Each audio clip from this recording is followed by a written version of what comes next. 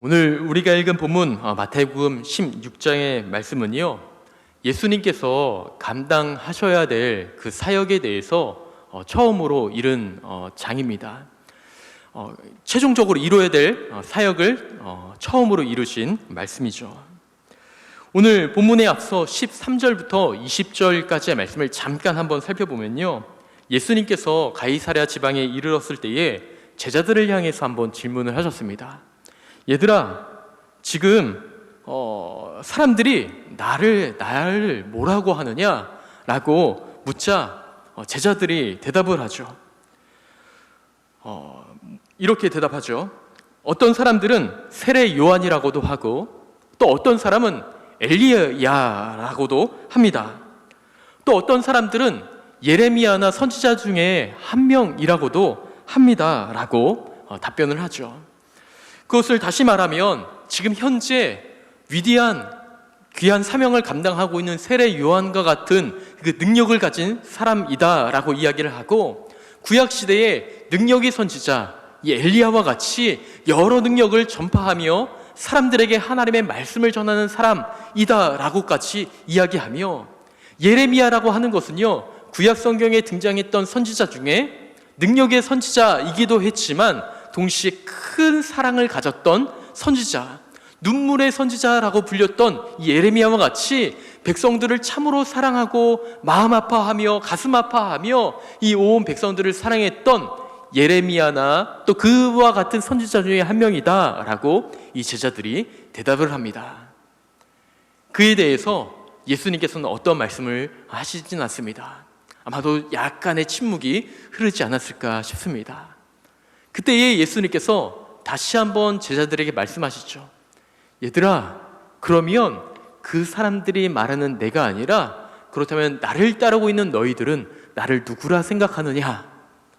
라고 질문하였을 때에 어떤 사람들은 머뭇머뭇했는지 아니면 바로 그 베드로가 대답하는지 정확히 알 수 없으나 베드로가 바로 답변을 합니다. 주님은 그리스도시고 살아계신 하나님의 아들이십니다. 예수님이야말로 메시아시며 이 땅에 오신 참 하나님의 아들이십니다. 라고 베드로가 답변을 합니다. 그에 대한 답변을 통해 예수님께서는 감사함으로 받으시고 그 답변을 듣고 베드로를 칭찬하시죠. 참으로 베드로야, 잘했다. 너의 그 귀한 고백 위에 내가 교회를 세우겠다라고 예수님께서 답변을 하십니다. 그리고 그렇게 제자들의 신앙을 확인하신 후에 하나님의 때가 되어서 예수님께서 이루실 사역에 대해서 본격적으로 이루시는데, 그에 대한 말씀이 오늘 우리가 읽은 본문 21절부터 28절까지의 말씀이죠. 예수님께서 이 땅에 그리스도로 메시아로 오셨고 또 참 하나님의 아들로서 이 땅 가운데 오셨는데, 그러한 그리스도 메시아이면서 동시에 하나님의 아들이신 예수 그리스도께서 이루어낼 사역이 무엇인지 예수님께서는 이렇게 말씀하십니다. 보니까 21절의 말씀인데요, 21절의 말씀을 함께 한번 봉독해 보겠습니다. 이때로부터 예수 그리스도께서 자기가 예루살렘에 올라가 장로들과 대제사장들과 서기관들에게 많은 고난을 받고 죽임을 당하고 3일 만에 살아나야 할 것을 제자들에게 비로소 나타내시니. 지금 이 죽음과 부활에 대해서 제자들에게 처음으로 이르신 말씀입니다. 총 3번에 걸쳐 자기의 죽음에 대해서, 예수님의 죽음에 대해서 말씀하시는데요, 첫 번째, 그 중에 첫 번째 말씀하신 본문이 오늘 이 베드로의 고백 뒤에 이어진 16장 21절부터 28절까지의 말씀입니다. 이 말씀을 들은 베드로가 다시 한번 흥분하여 예수님께 이렇게 이야기합니다. 22절의 말씀을 보면 베드로가 예수를 붙잡고 항변하여 이르되 주여, 그리 마옵소서. 이 일이 결코 주께 미치지 아니하리로다. 주님, 안 됩니다. 절대로 그러한 일들이 주님께 일어나서는 안 됩니다 하면서 강력하게 항변하며 예수님께 말씀하고 있는 것입니다. 지금 이 베드로의 답변 속에는 어떤 의미가 담겨져 있냐면, 예수님께서는 죽음만 말씀하신 것이 아니라 죽음 뒤에 3일 만에 다시 살아나야 할 것을 제자들에게 말씀하셨다라고 했습니다. 그러니 죽음만 말씀하신 것이 아니라 부활까지 말씀하셨던 것이죠. 그런데 지금의 우리야 이 부활에 대한 사건을 경험했기 때문에, 이 성경을 통하여 경험했기 때문에 예수님께서 곧 부활하시겠지라는 그러한 믿음과 마음이 있지만, 이 당시에 이런 부활을 경험했거나 보았던 사람들이 있었을까요? 가까이 있었던 제자들에게도 아마 그러한 사건은 경험되지 않았을 것이 분명합니다. 그렇기 때문에 이 베드로는요, 예수님께서 3일 만에 부활하신다는 그 메시지에는 전혀 집중하지 못한 채 내가 곧 죽을 거야 라는 그 메시지에만 이 베드로는 집중하였던 것입니다. 자기가 메시아로 여겼던 예수님, 그리스도라 여겼던 예수님, 참 하나님의 아들이시라 여겼던 예수님께서 이제 머지않아 곧 이 이스라엘을 통치하시며 자기가 바라는 놀라운 이 왕국을 이루어 가실 것이라 자기는 생각하고 판단했는데, 예수님 스스로 본인에 대해서 말씀하시길, 얘들아 나는 곧 죽게 될 거야 라고 말씀하시자 베드로는 큰 좌절과 실망이 찾아왔던 것입니다. 그래서 주님, 안 됩니다. 주님 그리스도시잖아요. 메시아시잖아요. 하나님의 아들이시며 하나님의 아들로서 이 땅에 오셔서 많은 사역들을 감당하시고 이 나라를 회복시키시며 위대한 이 나라를 이루어 가셔야 되는데 죽어야 된다니요, 죽으셔야 된다니요, 말도 안 됩니다 하면서 절대로 그런 일이 예수님께 일어나서는 안 됩니다, 주님께 일어나서는 안 됩니다 하면서 강력하게 항변하고 있는 것입니다. 그때에 예수님께서는 또 어떻게 답변하셨을까요? 예수님께서는 그 베드로의 강력한 항변 앞에서 예수님께서도 강력하게 말씀하십니다. 23절의 말씀을 한번 보겠습니다. 23절입니다. 예수께서 돌이키시며 베드로에게 이르시되 사탄아 내 뒤로 물러가라. 너는 나를 넘어지게 하는 자로다. 네가 하나님의 일을 생각하지 않고 도리어 사람의 일을 생각하는도다. 아멘. 예수님께서는 강력하게 베드로에게, 제자였던 베드로, 사랑했던 제자 베드로에게 사탄아 물러가라 하면서 강력한 메시지를 던지시면서 너는 나를 넘어지게 하는 자며 너는 하나님의 일을 생각하지 않고 사람의 일을 생각하는 자다. 멀리 떠나가라, 내 뒤로 물러가라 하고 그에게 강력하게 말씀하십니다. 왜 이렇게 예수님은 그 베드로의 그러한 말씀 앞에 이러한 반응을 하셨을까요? 노 크로스 노 크라운이란 말씀이 있죠. 고난이 없이는 영광도 없다라는 말입니다. 죽음이 없이는 부활도 없습니다. 죽음 없이는 부활의 사역을 절대로 이룰 수가 없는 것이죠. 예수님께서는 부활하셔서 하나님께서 허락하신 그 많은 그 뒤의 사역들을 감당하셔야 되는데, 그 부활이라는 일을 감당하기 위해서는 반드시 죽어야만 했습니다. 죽음이라는 고난의 사역을 통해서 부활의 사역을 이루셔야 했죠. 그래서 예수님께서는 이 사역을 반드시 감당하셔야 됐습니다. 그런데 베드로가 예수님 안 됩니다, 죽는다니요, 말도 안 돼요, 그런 일이 절대로 일어나서도 안 됩니다 라고 말하니 예수님께서 강력하게 그를 배척하셨는데, 왜 예수님께서는 이렇게 사탄아 물러가라 라고까지 이야기하시면서 강력하게 베드로의 말씀에, 그 이야기에 그렇게 반응하셨을까요? 저는 이 말씀을 묵상하면서 예수님의 그 심정이 어땠을까 조금은 궁금하였습니다. 과연 예수님은 그 십자가의 고난을 어떻게 생각하셨을까? 그 예수님께서 자기의 몸과 살을 찢기시면서 그 채찍질을 받으시면서 결국에는 죽임을 당하셨는데, 그 고난과 십자가의 죽음을 어떻게 생각하셨을까? 저는 조금 궁금해졌습니다. 그래서 저는 한번 성경을 살펴보면서 그 예수님의 마음을 조금이라도 알 수 있는 부분들을 좀 찾아보았는데요, 바로 그 겟세마네 기도에서 예수님의 마음이 조금은 드러나고 있다는 것을 확인해 보게 되었습니다. 우리 말씀은요, 잠깐 한번 찾아보았으면 좋겠는데요, 마태복음 26장의 말씀을 한번 찾아보도록 하겠습니다. 마태복음 조금만 더 넘겨서요, 26장 37절부터의 말씀을 한번 보도록 하겠습니다. 이 말씀은 이제 예수님께서 제자들을 데리시고 겟세마네 동산에 올라가서 기도하시는 내용입니다. 마태복음 26장 37절인데요. 함께 읽어볼게요. 37절. 베드로와 세베대의 두 아들을 데리고 가실새 고민하고 슬퍼하사. 지금 예수님께서 제자들을 데리고 기도하러 가시는데 그 마음이 어떻다고 말씀하고 계시나요? 고민하고 슬퍼하셨다라고 말씀하고 있습니다.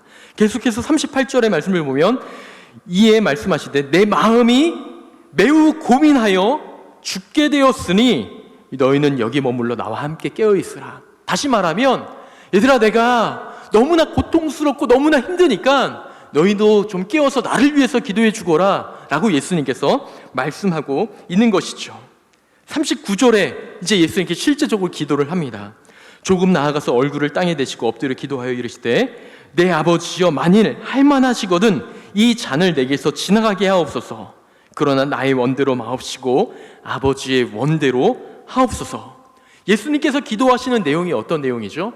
하나님, 제발 이 잔이 내게서 떠나가게, 그냥 지나가게 하옵소서 라고 이야기하고 있는 것입니다. 하나님, 제가 가능하다면 제가 이 죽음에 대한 이 사명을 좀 그냥 지나갔으면 좋겠습니다 하고 기도하고 있는 것이죠. 그러나 그것이 내 뜻대로가 아니라 하나님의 뜻대로 이루어지기를 원합니다 라고 기도하고 있는 것입니다. 그런데 42절에 또 한번 볼까요? 42절에 다시 두 번째 나아여 기도하여 이르시되 아버지여, 만일 내가 마시지 않고서 이 잔이 내게서 지나갈 수 없거든 아버지의 원대로 되기를 원합니다. 두 번째 기도할 때도 예수님께서는 이 잔이 지나가기를 또다시 하나님께 기도하였던 것입니다. 44절을 볼까요? 또 그들을 두시고 나아가 세 번째 같은 말씀으로 기도하신 후에 예수님께서는요, 세 번씩이나 매우 고민하고 슬퍼하시면서 이 잔이 그냥 지나가기를 바라는 마음으로 기도하셨던 것입니다. 이 내용을 보았을 때에 예수님께서는 십자가 고난의 사역을 즐겁게 받으셨던 것 같아요? 아니면 그렇지 않았던 것 같아요? 여러분은 어떻게 생각하시는지 모르겠습니다. 조금 더 한번 말씀을 살펴보도록 하겠습니다. 마태복음 14장의 마가복음 14장의 말씀을 한번 찾아보도록 하겠습니다. 마가복음 14장 33절 조금만 더 넘겨서 81면을 보시면 되겠습니다. 마가복음 14장 33절인데요. 이 말씀도 동일하게 예수님께서 겟세마네 동산의 제자들을 데리고 간 사건을 이제 마태가 아니라 누가가 바라본 시각에서 쓴 내용입니다. 33절과 34절의 말씀을 보면 베드로와 야고보와 요한을 데리고 가실새 심히 놀라며 슬퍼하사. 지금 예수님께서 기도하러 가시는데 심히 놀라며 슬퍼했다라고 표현하고 있습니다. 말씀하시되 내 마음이 심히 고민하여 죽게 되었으니 너희는 여기 머물러 깨어 있으라. 지금 예수님의 마음이 어떻죠? 심히 놀라며 슬퍼했다라고 말씀하고 있습니다. 여기서 심히 놀라며 슬퍼하사라고 할 때 이 단어를 제가 조금 더 구체적으로 알고 싶어서 영어 단어와 좀 원문을 살펴봤더니 영어 단어에서는 디스트레스라는 단어가 사용되어졌더라고요. 스트레스란 말이 어떤 뜻인지 잘 아시죠? 스트레스보다 더 깊은 수준의 스트레스를 디스트레스라고 표현합니다. 의학적인 용어로. 그런데 여기에서 이 슬퍼하사라는 단어를 디스트레스라는 단어로 사용했습니다. 스트레스를 지나쳐서 지나친 부작용으로까지 이르게 되는 우울증, 불안한 등으로 이루어지게 되는 의학적인 용어를 디스트레스라고 합니다. 또 원문을 살펴보았더니요, 의기소침하다라는 단어의 의미까지 포함되어져 있습니다. 그러니 예수님께서는요, 아주 깊은 스트레스, 말로 형용할 수 없는 깊은 스트레스를 받고 계시는 것입니다. 지금 어떤 사역을 앞에 두고요? 십자가 사역을 앞에 두고 깊은 스트레스에 빠졌던 것이죠. 그래서 예수님께서는 33절과 34절에 기도합니다. 너희는 여기 머물러 깨어 있으라. 그리고 35절에 이렇게 기도하죠. 조금 나아가서 땅에 엎드려 될 수 있는 대로 이 때가 자기에게서 지나가기를 구하여 이르시되 아빠 아버지여 아버지께서는 모든 것이 가능하오니 이 잔을 내게서 옮기시옵소서. 36절에 이르시되 지금 읽었죠. 39절의 말씀을 보면 다시 나아가 동일한 말씀으로 기도하시고 동일한 그 마음과 심정으로 하나님께 예수님께서 기도하시는 것입니다. 깊은 스트레스에 빠지셔가지고요. 우리 마지막으로 한 번 더 살펴보도록 하겠습니다. 누가복음 22장의 말씀을 마지막으로 한 번 더 살펴보도록 하겠습니다. 22장 42절. 누가복음 22장 42절. 이 누가복음 또한 이 예수님께서 감당하셨던 겟세마네 동산에서의 사역을 이 누가의 심정으로 관점에서 예수님을 바라보았던 것이죠. 누가복음 22장 42절에서는요 이렇게 말씀합니다.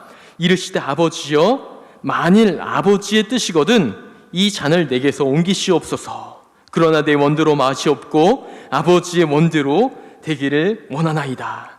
43절의 말씀을 보면 다른 성경에는 등장하지 않은 특별한 표현이 나옵니다. 천사가 하늘로부터 예수께 나타나 힘을 더하더라. 예수님께서 얼마나 지치게 얼마나 힘들게 그 기도에 집중하셨는지, 그 힘이 소진되어 기도할 수 없을 정도까지 되어졌는지 천사가 나와 더 열심히 기도하실 수 있도록 천사가 나와서 힘을 더해 주셨다라는 표현이 등장하며 44절 예수께서 그로 인하여 더욱 힘쓰고 애써서 더욱 간절히 기도하시니 땀이 땅에 떨어지는 핏방울 같이 되더라. 예수님께서 땀을 피와 같이 흘리시면서 간절히 기도하셨던 제목, 그 제목이 뭐죠? 아버지, 이 잔이 내게서 지나가길 원합니다. 하나님 모든 것 하실 수 있는 분이시잖아요. 바로 없기는 이 잔이 내게서 지나가길 원합니다. 그러나 하나님 내 뜻대로 마옵시고 아버지의 뜻대로 하옵소서. 이 기도를 3차례에 걸쳐서 눈물이 땀이 핏방울이 되기까지 간절히 하나님 앞에 올려드린 기도라고 볼 수가 있습니다. 우리가 이 마태, 마가, 누가복음을 통해서 예수님께서 겟세마네 동산에서 십자가의 사역을 앞두고 어떻게 기도하였는지 잠깐 살펴보았습니다. 이 세 본문을 살펴보았을 때 여러분들은 예수님께서 이 십자가의 사역을 어떠한 마음으로 감당하셨는지 혹시 조금 생각이 드십니까? 저는요, 이 본문을 살펴보면서 예수님은 결코 그 십자가를 기쁨으로 감당하셨다라고 생각되지 않습니다. 고통과 고난과 슬픔과 안타까움 속에서 예수님께서는 그 사역을 감당하셨습니다. 고민하고 슬퍼하셨으며 놀라셨으며 당황하셨고 너무나 큰 스트레스를 받으셨습니다. 그리고 할 수 있는 대로 그때가 빨리 지나가기를 바라셨습니다. 더 나아가서는 정말 피하고 싶은 사역, 하고 싶지 않은 사역, 그 사역으로부터 멀리 도망치고 싶었던 일이 바로 이 십자가의 사역이었습니다. 누구에게서요? 예수님에게서. 그런데 그러한 사역이었던 죽음의 사역 앞에 베드로가 지금 뭐라고 이야기하는 거예요? 맞아요, 예수님. 예수님에게 그런 일이 일어나서는 안 됩니다.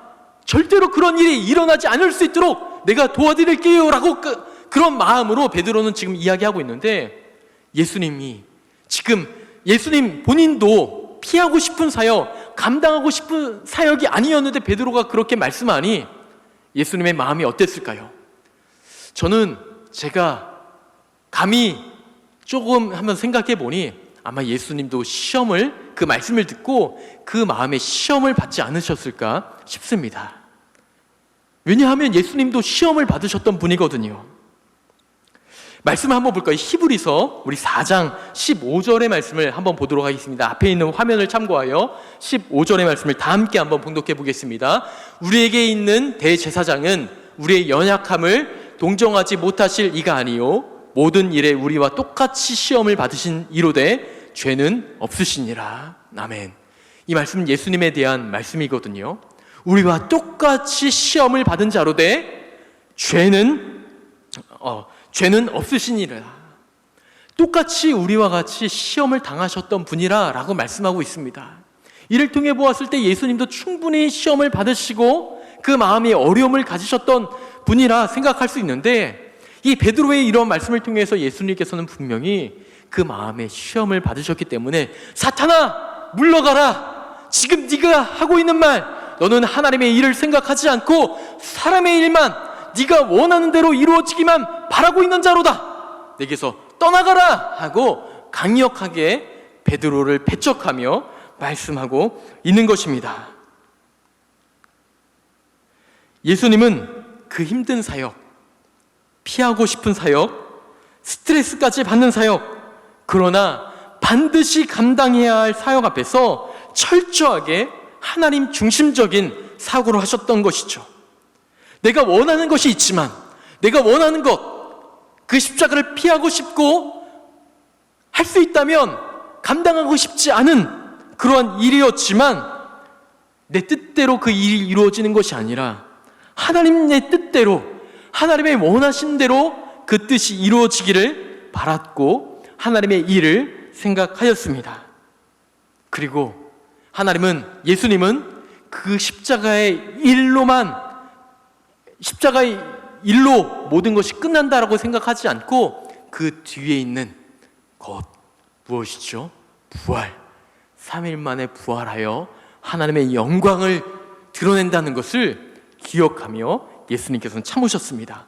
히브리서 12장 2절의 말씀을 우리 화면을 참조하여 다 함께 한번 봉독해 보겠습니다. 믿음의 주요 또 온전하게 하시는 이인 예수를 바라보자. 그는 그 앞에 있는 기쁨을 위하여 십자가를 참으사 부끄러움을 개의치 아니하시더니 하나님 보좌 우편에 앉으셨느니라. 아멘. 예수님은요, 십자가의 사역을 스트레스를 받았고 심한 고통을 받으셨고 피하고 싶은 사역이셨지만, 지금 히브리서 12장 2절의 말씀을 통해서는 어떻게 말씀하고 있나요? 그것을 참으셨다라고 말씀하고 있습니다. 그 뒤에 있는 것을 위하여, 이루어질 하나님의 일을 위하여 예수님께서는 참으셨다라고 말씀하고 있습니다.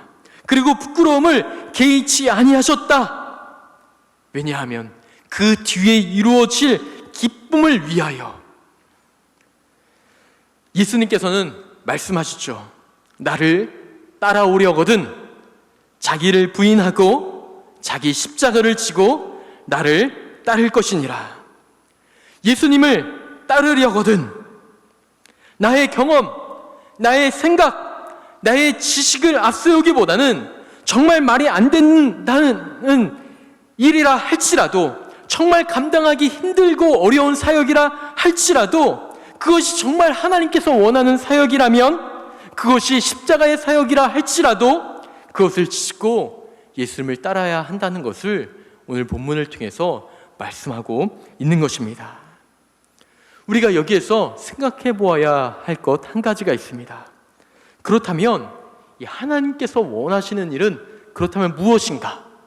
하나님께서는 우리에게 무엇을 원하시고 그 원하는 일이 무엇인가? 라는 것을 우리는 한번 생각해 보아야 됩니다. 하나님께서 원하는 것이 이것입니다 라고 딱 한 가지 꼽아서 말씀드릴 수는 없지만, 오늘 우리에게 주신 그 본문을 통하여서 우리가 한번 살펴보기를 원합니다. 그것이 무엇이냐면, 우리 마태복음 16장으로 다시 돌아와서요, 마태복음 16장 26절 말씀을 한번 살펴보도록 하겠습니다.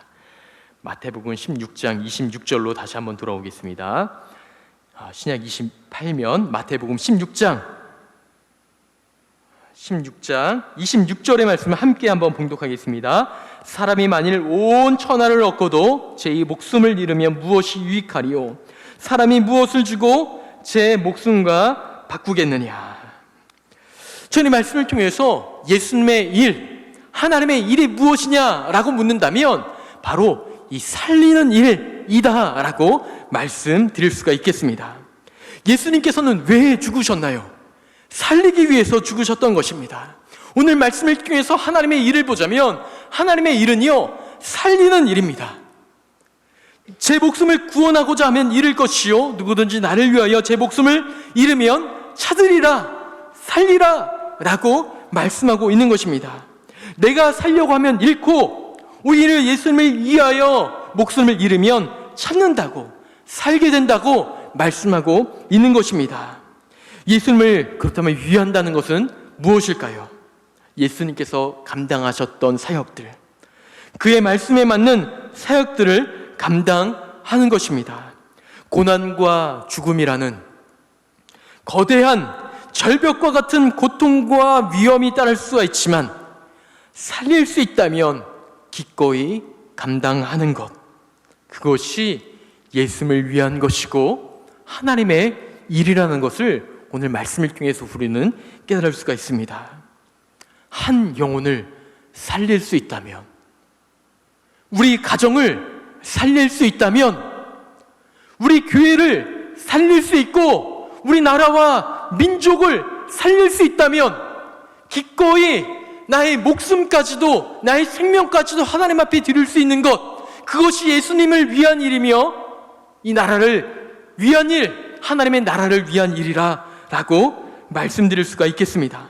살리기 위해서 죽으려고 하는 예수님, 십자가의 사역을 감당해야 하는 예수님 앞에 자신이 더 나은 나라에서 살기를 바라며 죽지 않기를 바랐던 베드로에게 사탄은 물러가라 라고 말씀하셨습니다. 하나님의 나라와 유익, 다른 사람을 살리는 일이 아니라 자신을 살리는 일을 위하여 고민하였던 베드로 앞에 떠나가라, 물러가라, 사탄아 물러가라 라고 강력하게 대적하며 말씀하셨던 것이죠. 그러한 베드로와 같은 삶이 아니라 나 자신을 내려놓고 하나님의 일을 위하여, 예수님을 위하여 나의 삶을 헌신하며 살아가게 될 때에, 그때에 하나님께서 우리의 삶을 받으시고 우리의 삶을 이끌어 주신다는 것을 말씀해 주고 있습니다. 그런데 오늘날 우리가 살아가는 삶은, 우리가 살아가는 사회는 어떤 사회인가요? 다른 사람을 살리기 위해서 나를 희생하고 나를 헌신하고 나를 죽여야 된다라는 사회는 우리는 아닌 것 같습니다. 도리어 내가 살기 위해서 다른 사람을 짓밟아야 하는 사회, 내가 살아나기 위해서 다른 사람을 죽여야 하는 그런 사회 속에서 우리는 살아가고 있어요. 이런 사회 속에서 우리가 그와 같이 살아가게 된다면, 이 언론에서도 사회에서도 끊임없이 우리에게 말씀하고 있지 않나요? 네가 살기 위해서는 다른 사람들을 짓밟아야 돼, 다른 사람을 짓밟지 않으면 네가 살아갈 수 없어 라고 말하고 있는 이 속삭임 속에, 우리가 이러한 세상의 풍조 속에, 그냥 그러한 풍조 속에 살아가게 된다면 어느덧 다른 사람을 위하여 내가 죽는, 내가 낮아지는 예수님을 위한 삶을 살아가는 것이 아니라 나를 위하여 다른 사람을 짓밟고 있는 나의 모습, 하나님께서 원하지 않는 그러한 모습을 가지며 살아가고 있는 우리의 모습을 발견하게 될 것입니다. 저는 이 시간 함께 예배하는 분들이 베드로와 같이 주는 그리스도시요 살아계신 하나님의 아들이십니다 라고 고백하시는 분들이라면, 우리 한 사람, 나 한 사람을 통하여 다른 사람이 살아나기를 소망하며 그것을 위해서 기도하고 헌신하며 살아가기를 소망합니다. 그것이 어떨 때는요, 예수님께서 감당하셨던 십자가의 사역과 같이 너무나 힘든 일, 고통스러운 일, 피하고 싶은 일, 감당하고 싶지 않는 일, 내가 하고 싶지 않은 일이 될 수도 있습니다. 그런데 한 사람을 살리는 일이라면, 우리 가정을 살리는 일이라면, 우리 교회를 살리는 일이라면 그 심한 스트레스가 될지라도 어려움과 고통이 내게 찾아올지라도 한 사람을 살리는 일, 우리 가정을 살리는 일, 우리 교회를 살리는 일이라면 그 사역을 참고 감당하여 결국에 그 뒤에 이루실 하나님의 놀라운 은혜, 예수 그리스도를 통하여 이루시게 될 하나님의 놀라운 은혜와 사랑과 축복을 경험할 수 있는 이 시간 예배하는 모든 분들이 되시기를 주님의 이름으로 축원을 드립니다. 우리 마지막 마태복음 16장 26절과 27절의 말씀을 우리 함께 한번 봉독해 보도록 하겠습니다. 사람이 만일 온 천하를 얻고도 제 목숨을 잃으면 무엇이 유익하리요? 사람이 무엇을 주고 제 목숨과 바꾸겠느냐? 인자가 아버지의 영광으로 그 천사들과 함께 오리니 그때에 각 사람이 행한 대로 갚으리라. 아멘. 만약 어떠한 사람이 온 천하를 얻고도, 그가 원하는 모든 것을 얻고도 하나님의 뜻을 이루지 못하여 죽음을 당하게 된다면 하나님 앞에 섰을 때에 무엇이 유익하겠느냐라는 말씀인 것입니다. 이 세상 천하의 모든 것을 얻고도 하나님의 기쁨의 일을 감당하지 못하게 되면 보잘것없는 연약한 한 사람이 되어지게 될 것이라고 말씀하고 있는 것입니다. 그런데 우리가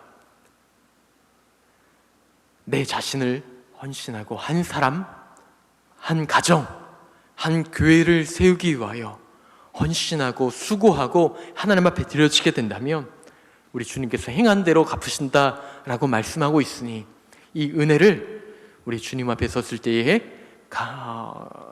그 은혜를 발견할 뿐만 아니라 우리가 살아가는 금생에서도 우리에게 베풀어 주는 하나님의 놀라운 은혜를 경험할 수 있기를 주님의 이름으로 축원을 드립니다.